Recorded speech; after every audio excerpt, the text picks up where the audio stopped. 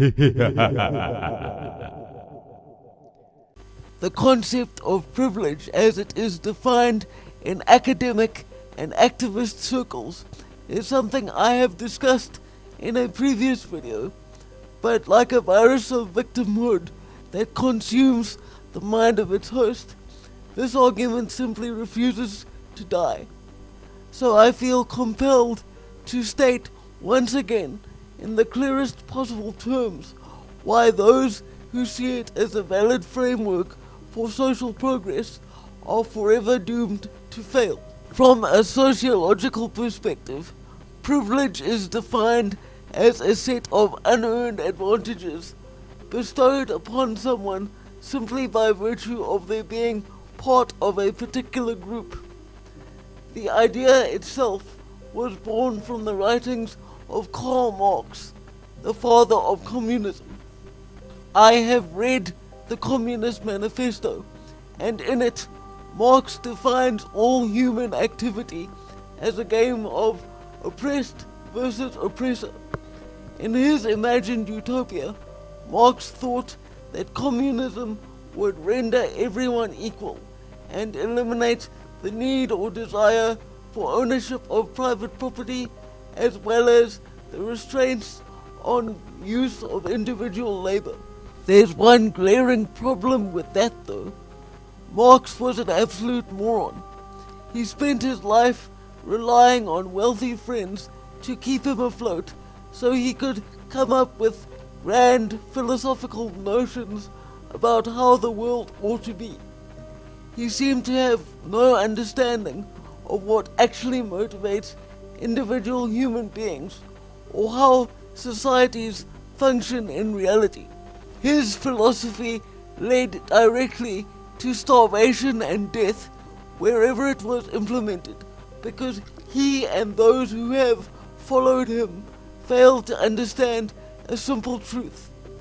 Human beings are not equal, and no amount of force or manipulation will make them so. Essentially, the modern doctrine of privilege is just a rebranding of Marx's madness, and if left unchallenged, it will lead to the same bloody end. Here in South Africa, I can barely go a day without hearing about the evils perpetrated under apartheid. It doesn't seem to matter that I was only 4 years old when apartheid ended, or that I went to the exact same schools as black, Indian and colored children for my entire childhood and right up through college. The thing I keep hearing day after day is that simply because I am white and male, my life is somehow automatically easier than someone different from me. You know what I say to that? Take your hierarchy of oppression and go to hell.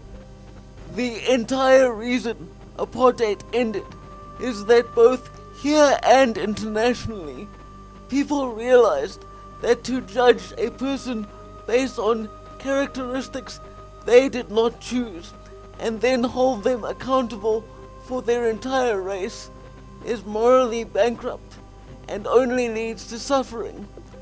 Yet now, the same tactics and rhetoric Marx conjured up are being used to justify cruelty and witch hunts on the basis of race, gender, ability, and sexuality. I make no secret of the fact that I am a lifelong quadriplegic, so if I wanted to, I could play this game and manipulate others with ease. The reason I don't is that I believe hiding behind one's identity and demanding special treatment is an act of true cowardice, worthy only of contempt. Although I've referred to it as a game, in reality there's nothing fun or amusing about privilege as an ideological weapon.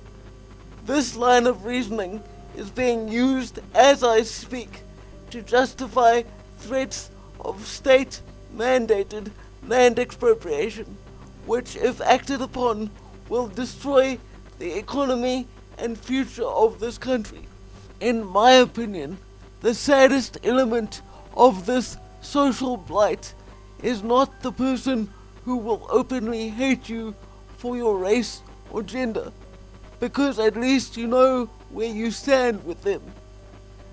Those I consider most unfortunate are the people deemed allies to the cause, individuals who have bought into the narrative of collective guilt so deeply that they genuinely think telling others to acknowledge and address their privilege will actually do good. Our lives are difficult enough, and I shudder to think what it must be like to feel that degree of shame merely for existing. So the next time someone comes at you with accusations of privilege, understand that it has nothing to do with fairness or justice. It is a grab for power and nothing more. The only way to combat this insidious mindset is for ordinary people to speak out. So if you believe as I do, please share this video with others. Like any good capitalist, I also ask that if you enjoy my work, consider supporting me via PayPal. For now, farewell.